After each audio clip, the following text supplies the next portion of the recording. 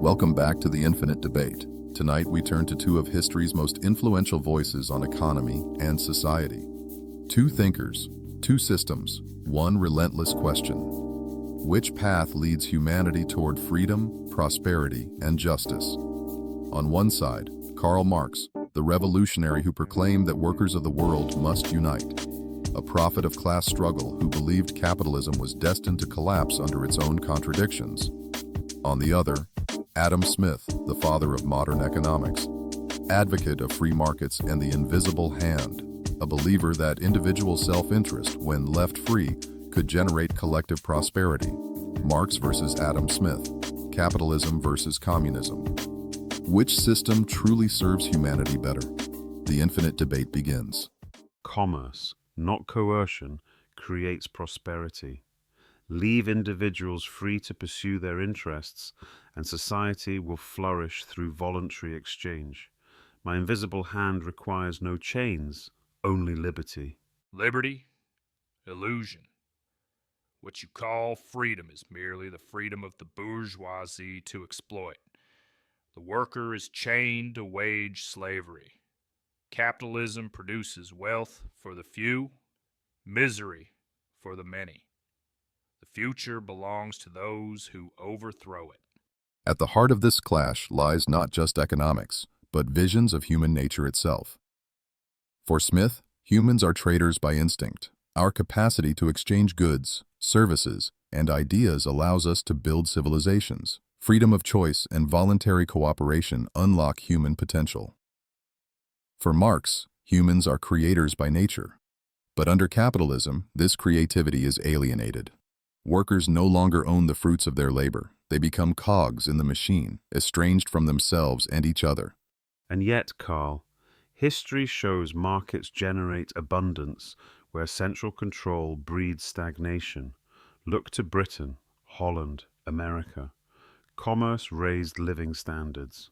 And at what cost? Child labor in mines, slums filled with disease, starvation wages for millions, while a few factory owners grew rich.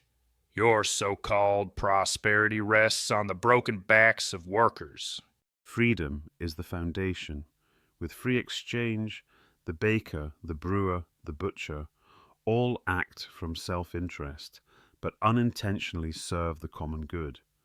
Who needs a central master when millions of small decisions guide society better than any planner? Freedom for whom? The worker has no choice but to sell his labor. The capitalist owns the means of production, dictates the terms, and reaps the profits. That is not freedom. True liberty requires equality, economic as well as political. But enforce equality and you destroy incentive. If every reward is distributed regardless of effort or talent, why strive? Why innovate? Communism suffocates ambition. Incentive? You confuse greed with creativity. A society where all contribute according to ability and receive according to need. That is not stagnation. That is justice. Both visions have been tested, not in theory, but in blood and iron. Capitalism unleashed industrial revolutions, lifted billions from poverty, but also created inequalities so vast that some dine in palaces while others starve in streets. Communism promised equality, yet too often delivered dictatorship. In the Soviet Union, gulags and purges consumed millions.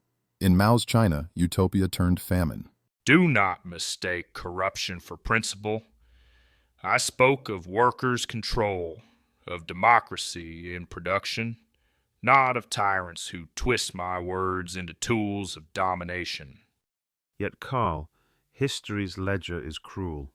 Your vision, when tested, too often birthed terror.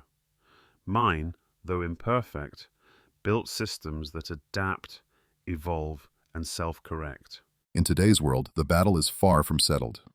Capitalism dominates, but mutated.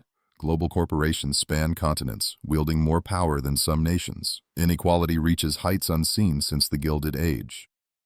And yet, communism lingers in Cuba, North Korea, and in hybrid forms like China's state capitalism.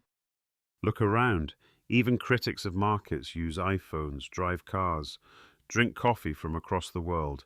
Capitalism's engine fuels it all. Yes, and look closer. Gig workers without security, housing crises, billionaires racing to space while children go hungry. Capitalism's engine devours its passengers. What serves humanity better, the promise of freedom or the guarantee of equality? A rising tide lifts all boats. Free exchange, competition, innovation. These uplift the masses, not chains of collectivism. Freedom without equality is hollow. The worker must own the fruits of his labor. Capitalism enslaves, communism liberates. Humanity deserves nothing less. Commerce may be flawed, but it bends toward progress. No central hand, no dictator's whim, just countless individuals pursuing their dreams. And from that, a society richer, freer, stronger. But commerce without justice breeds corruption. Progress for the few, misery for the many. My dream is not of markets, but of brotherhood, where the worker is no slave and humanity walks together, unchained. Two visions, two promises, one eternal conflict. Capitalism, engine of innovation, but accused of injustice. Communism, dream of equality, but shadowed by tyranny.